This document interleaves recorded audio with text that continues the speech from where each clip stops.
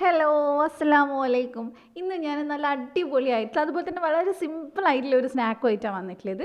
ഇത് ആർക്ക് കൊടുത്താലും വേണ്ടാന്ന് പറയില്ല കേട്ടോ. കാരണം നല്ല ടേസ്റ്റി ആയിട്ടുള്ള ഒരു സ്നാക്കാണ്. നമുക്ക് വലിയ മെനക്കെടില്ലാതെ പെട്ടെന്ന് ചായക്ക് ഉണ്ടാക്കാൻ പറ്റുന്നതാണ്. അപ്പോൾ എല്ലാവരും ട്രൈ ചെയ്ത് നോക്കാം. നല്ല പഞ്ഞി മാതിരി ഇരിക്കുന്ന ഒരു സ്നാക്കാണ്. അപ്പോൾ ഇതെങ്ങനെ നമുക്ക് ചെയ്യുന്നത് നോക്കിയിട്ട് വരാം. അപ്പോൾ ആദ്യം തന്നെ ഇതിന് വേണ്ടിയിട്ട് ഞാൻ ഇവിടെ 1 കപ്പ് മൈദ എടുത്തിട്ടുണ്ട്. നിങ്ങൾക്ക് വേണമെങ്കിൽ ഗോതമ്പിൽ ചെയ്യാം, പക്ഷേ മൈദയിൽ ചെയ്യുമ്പോൾ നല്ല ടേസ്റ്റാണ് കഴിക്കാനായിട്ട്. അതിലേക്ക് ഞാൻ 2 ടേബിൾ സ്പൂൺ പഞ്ചസാരയും 2 ടേബിൾ സ്പൂൺ പാൽപ്പൊടിയും ചേർത്തിട്ടുണ്ട്. പാൽപ്പൊടി നിർബന്ധമില്ല, നിങ്ങളുടെ അടുത്ത് പാൽപ്പൊടി ഇല്ലെങ്കിൽ പകരം പാല് ചേർത്തിട്ട് ഇത് കുഴച്ചെടുത്താൽ മതി. ഇളം ചൂടുള്ള പാല് ചേർത്തിട്ട് ഇനി നമ്മൾ ഇതിലേക്ക് ചേർക്കുന്നത് 3/4 ടീസ്പൂൺ ഈസ്റ്റാണ്. ചെറിയ ഈസ്റ്റ് ഉണ്ടല്ലോ, അതാണ് നമ്മൾ ചേർത്തില്ല. അതായതുകൊണ്ടാണ് ഡയറക്റ്റ് ചേർത്തിട്ടുള്ളത്. നിങ്ങൾ കുറേ നേരം ഇത് കുഴച്ച് വെക്കുന്നുണ്ടെങ്കിൽ ഒരു 1/2 ടീസ്പൂൺ ഈസ്റ്റ് തന്നെ മതിയാവും. പിന്നെ നമ്മൾ 2 നുള്ളി ഉപ്പും കൂടി ചേർത്തിട്ട് ഇത് നന്നായിട്ടൊന്ന് മിക്സ് ചെയ്തെടുക്കുക. ഇനി നമ്മൾ ഇതിനകത്തോട്ട് ഇളം ചൂടുള്ള വെള്ളം ഒഴിച്ചിട്ടാണ് ഇത് കുഴച്ചെടുക്കുന്നത്. കൈ തൊട്ട് കഴിഞ്ഞാൽ നമുക്ക് കൈ പൊള്ളാൻ പാടില്ല, അങ്ങനത്തെ ചൂടുണ്ടല്ലോ, ആ ചൂടേ പാടുള്ളൂ. ചൂട് കൂടിപ്പോയി ഈസ്റ്റ് ആക്റ്റീവ് ആവില്ല. പിന്നെ അതേപോലെ തന്നെ തരിയായിട്ടുള്ള ഈസ്റ്റ് ആണെങ്കിൽ നിങ്ങൾ പഞ്ചസാരയും ഇളം ചൂടുള്ള വെള്ളത്തിൽ പഞ്ചസാരയും അതേപോലെ തന്നെ ഈസ്റ്റ് ഇട്ട് വെച്ചിട്ട് പൊങ്ങിയതിന് ശേഷം ഇതിനകത്തോട്ട് ചേർത്ത് കൊടുക്കണം. അല്ലാതെ ഡയറക്റ്റ് മാവിലോട്ട് ചേർത്ത് കൊടുക്കരുത്.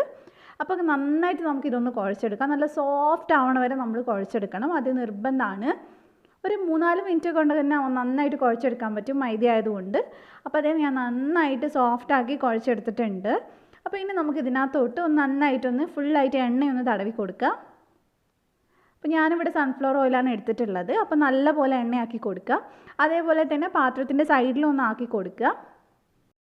ഇനി നമുക്കിതൊന്ന് റെസ്റ്റ് ചെയ്യാൻ വെക്കണം. അത് ക്ലൈമറ്റിനനുസരിച്ച് സമയം വ്യത്യാസം വരാം. നല്ല ചൂടുള്ള സ്ഥലമാണെങ്കിൽ 1 മണിക്കൂർ കൊണ്ട് തന്നെ നന്നായിട്ട് പൊങ്ങി കിട്ടും. അപ്പോൾ ഞാനിത് 1 മണിക്കൂറേ വെച്ചിട്ടുണ്ടായിരുന്നുള്ളൂ. അപ്പോൾ ഇത്രയും പൊങ്ങിയാൽ മതി. അപ്പോൾ നമുക്കിനി ഇതൊന്ന് മിക്സ് ചെയ്തെടുക്കാം. അത് ഒരുപാട് തണുപ്പുള്ള സ്ഥലമാണെങ്കിൽ ഒരു 2-2.5 മണിക്കൂറൊക്കെ വെക്കേണ്ടി വരും ഒന്ന് ഇതേപോലെ ഒന്ന് പൊങ്ങാനായിട്ട്. അപ്പോൾ ഇനി ജസ്റ്റ് ഇതൊന്ന് മിക്സ് ചെയ്ത് കൊടുത്താൽ മതി. ഇനി നമ്മളിത് ജസ്റ്റ് ഒന്ന് പൊരിച്ചെടുക്കുന്നേ ഉള്ളൂ. അപ്പം നമ്മളിത് കുട്ടിയായിട്ടാണ് പൊരിച്ചെടുക്കുന്നത്. അതുകൊണ്ട് തന്നെ കുഞ്ഞു കുഞ്ഞു ബോൾസ് ആക്കി എടുക്കുക. അപ്പോൾ നിങ്ങൾക്ക് വലിയ ബോൾ വേണമെങ്കിൽ വലിയ ബോൾസ് ആക്കി എടുക്കാം, പക്ഷേ അത് വേവാൻ കുറച്ച് സമയം എടുക്കും. അപ്പോൾ ഇനി നമുക്ക് ഇതിൽ നിന്ന് കുഞ്ഞ് ബോൾസ് ആക്കിയിട്ട് എടുക്കാം. നമ്മൾ പൂരിക്ക് എടുക്കുന്നില്ല, അത്രയും പോലും എടുക്കുന്നില്ല കേട്ടോ, അതിനേക്കാളും ചെറിയ ബോളാണ്.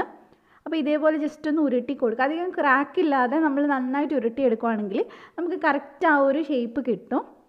അപ്പോൾ ഇതേപോലെ നമുക്ക് ഉരുട്ടിയെടുക്കാം. ഇനി നമ്മൾ ഡയറക്റ്റ് ഇത് എണ്ണയിലിട്ട് പൊരിച്ചെടുക്കുകയാണ് ചെയ്യുന്നത്.